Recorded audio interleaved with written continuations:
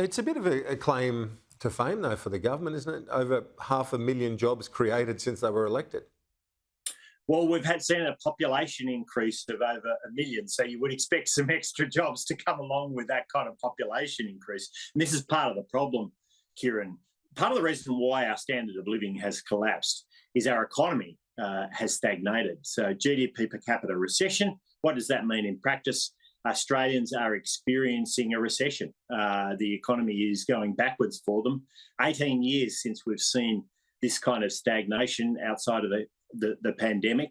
And that's a remarkably bad situation that most Australians are facing. They're responding to it in a number of ways. They're responding, first of all, by working harder and taking on second jobs. There are a record number of people with a second job to try and just make ends meet. They're digging deep into their savings. We've got many small business people who are effectively working in their small business without taking pay. We're hearing that from the software providers. They've never seen anything like this. And they're cutting back on not only discretionary spending, but in some cases non-discretionary spending. And that's a lot of pain being felt by Australians. We saw a record set of immigration numbers yesterday. Only one new house for every 4 immigrants. We've got a housing crisis which is being exacerbated by government policy. And these policies are out of whack, Kieran. They're just not working. And there's clearly no plan to get us back and restore the standard of living we were used to. If the unemployment rate, though, does stay at these levels and the RBA achieves its goal of getting inflation back into the target band of 2 to 3%, that's the definition of a soft landing, isn't it? Well, it's not a soft landing if you've had a collapse in your standard of living. And this is the problem, Kieran. The only thing driving our economy right now is immigration. If you took away immigration, the economy is in deep recession. And so I don't think there's any consolation in any of this for the average Australian family who's working harder, saving less, and with less purchasing power in their pay packets.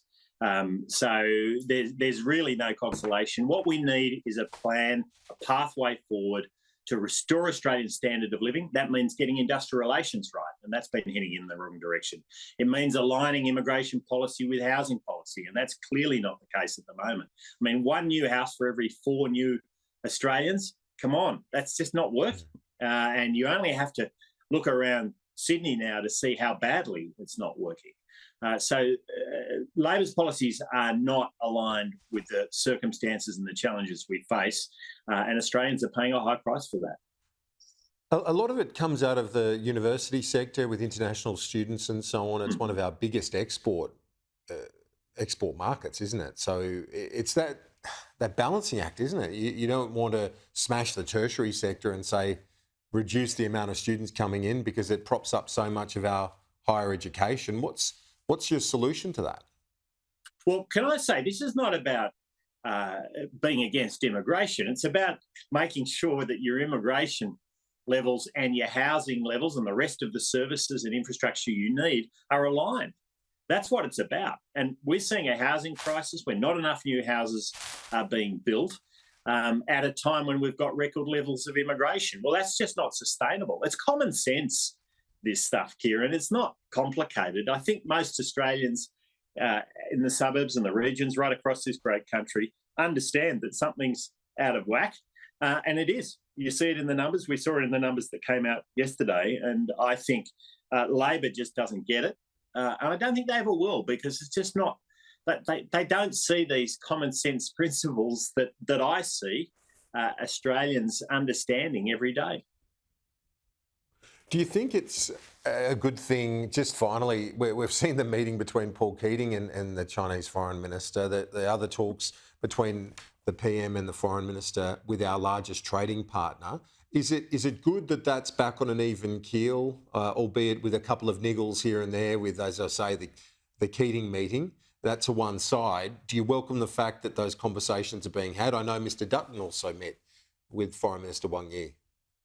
Yeah, we strongly support a strong trade relationship with China. I mean, our agriculture sector, our resources sector, you talk about great export sectors. I mean, they're phenomenal export sectors for this country, and we all benefit from them. And China has been an enormously important trading partner for those sectors for particularly the last couple of decades, and will continue to be and should be, and we should continue to nurture that.